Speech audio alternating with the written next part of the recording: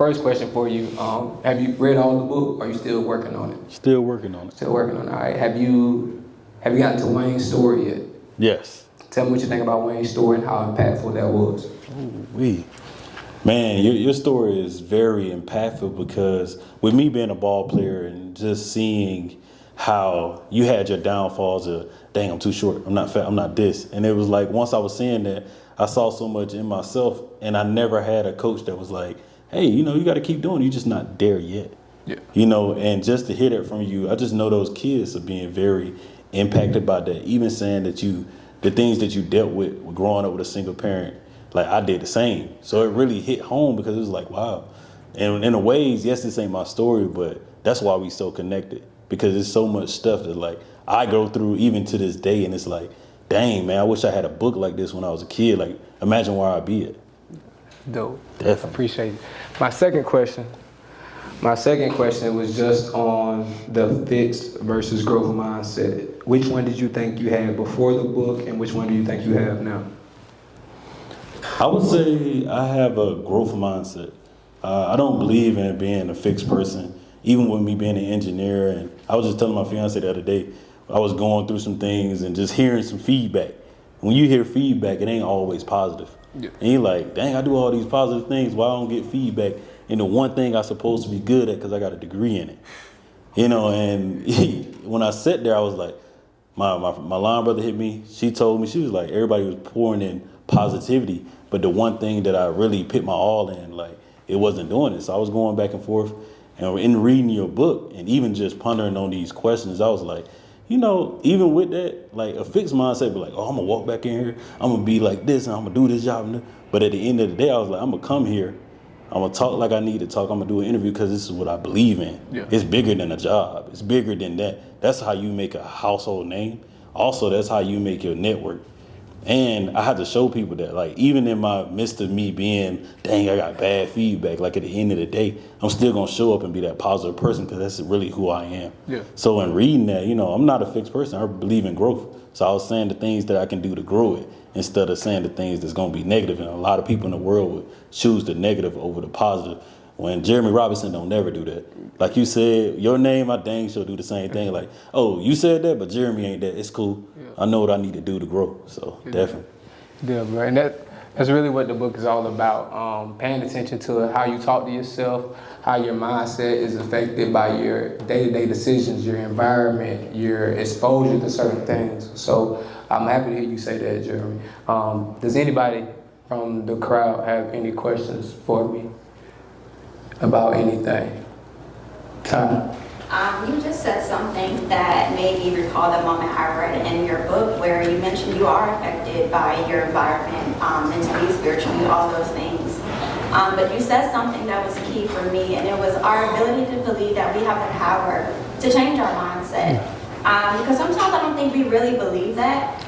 I know we hear it a lot, we tell ourselves that a lot, but like, what was it for you that really unlocked the door to you mentally to let you know that you really had it in you to do it? Tevin, stand up. My cousin Tevin, I'm not going to tell the story because I put him on the spot. But when everybody was telling Tevin, no, he can't, he won't, he ain't, he could have definitely had a fixed mindset.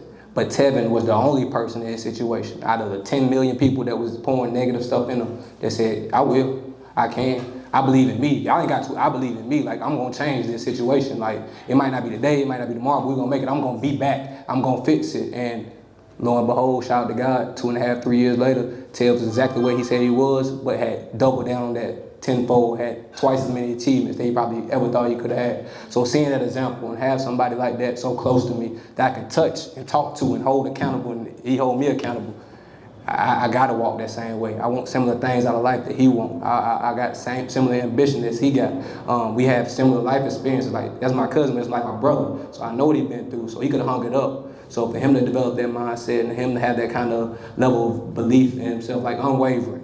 Like LeBron can walk in here today and tell that he gonna get 2 buckets for sure, like guaranteed. He ain't playing no ball in 2-3 months, but he has that kind of level of confidence in him and his ability and his ability, his power to figure it out. Like, maybe not now, but he got that much belief. So just being around people like that and other like-minded people, and having those examples and trying it for myself and seeing what it looks like and seeing the success that comes from using that power, it's special. One of my favorite poems is Invictus, and it says that I'm the captain of my fate, the master of my soul. And those two lines right there, I can't even tell you the rest of the poem, but those two lines right there is why it's my favorite, because I'm a firm believer in that we shape our own lives, we create our own universe. So that's why I found that power. Thank you. Thank you. Anybody else? Chris. Yeah. When you said you wrote your book, you actually sat on it for about 2 weeks before you actually put that out there. And I wanted to talk to you about that. Ask, what was that initial fear like, other than just,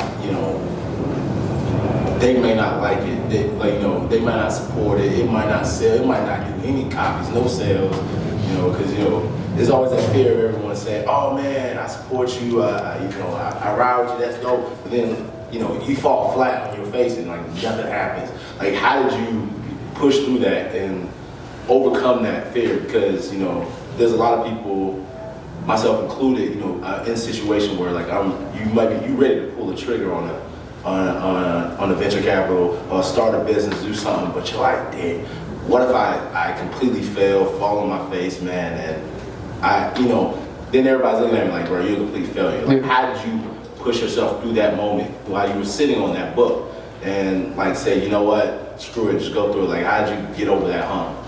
That's a great question, Chris, and it's a lot to unpack there, so bear with me. Number one, I think anybody chasing anything has a fear of failure. If not, you don't care about it. Like, if I ain't care about failing or what people thought, I don't care about what I'm working on. I care about somebody's opinion. Even ain't nobody but mine and the big guys. I care about something. So that's number one. Number two, and I think more importantly, was, like I was saying earlier, me being my biggest critic, having just, is it the right time? Is it the right day? Is it priced the right? How does the cover look? Should I change the cover size? Should it be 4x6? Should it be 5x7? Should it be 6x8? Who's gonna buy it? Things of that nature. Where should it be uploaded? Not just, like I told you earlier, man, for every solution, everything that was going right, I found something that was going wrong. So the two things that pushed me over the hump to like make me go in and tell people it was out and released was, number one, I talked to the big guy and he was like, bro, you didn't do all this work for nothing. Like, you spent 4.5, 5 months in this process, writing the book, editing it, reaching out. You just gonna sit on it, you're not gonna put it out. You ain't gonna do none of that. I had people who read the book back in February and March, early copies of it. Hey man, you ain't got the final copy yet, like it ain't done, like you ain't gonna put it out, what's happening? And then I think the big shot in the arm I got was, I had chose a date for it, but hadn't told nobody yet. And one of my fellow coaches who kind of had done some of the editing and was familiar with the book, he put it out on the school email and on the school Facebook. Hey, Coach Wynn has wrote a book, y'all go get it, it's available everywhere. He too humble to tell you, but go get it. All right, Coach Silver. Yeah, I appreciate you. Hey, go get the book, man, it's everywhere. I got what you need. So I guess to answer your question in short is having somebody to push you out your comfort zone, and having enough confidence to ask for a sale. We all selling something, Chris. A product, a service, or ourselves. We all selling something. So being confident enough to ask for that sale because you put in the work, and having somebody kick me in the ass and tell me to get going, it really helps. So, anybody else?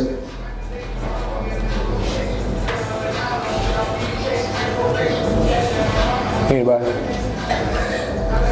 Well, if nobody else has any questions, again, I appreciate your time. I'll be back in the hallway over the next 10-15 minutes signing copies for anybody who has not yet gotten the book. I'm taking cash or credit or debit, whatever you pay. If you don't have anything on you today, I take Cash App or Zelle. Normal price is at $10. You're going to get it for 50% off for $5 today. So if you haven't gotten your copy, or if you want an extra copy at a discounted rate, I'll be back there signing them and sending them out for the next 15 minutes if you like.